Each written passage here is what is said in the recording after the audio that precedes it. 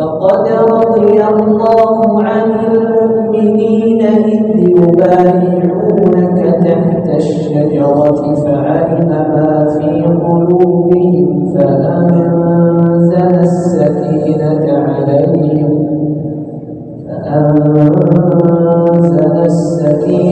عليهم وأثابهم فتحا قريبا ومغانم كثيرة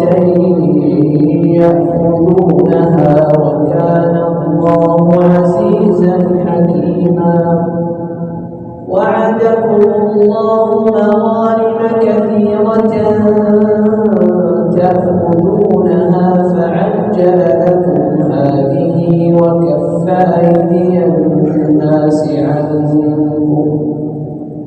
وكف أيدي الناس عنكم ولتكون آية للمؤمنين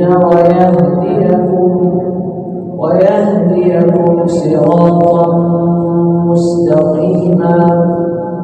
وأخرى لم تقدروا عليها قد أحاط الله بها وكان الله على كل شيء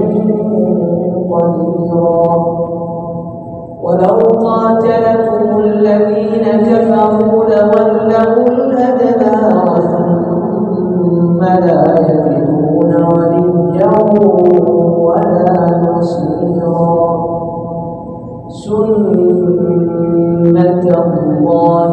التي قد خلت من قبل ولن تجد لسنة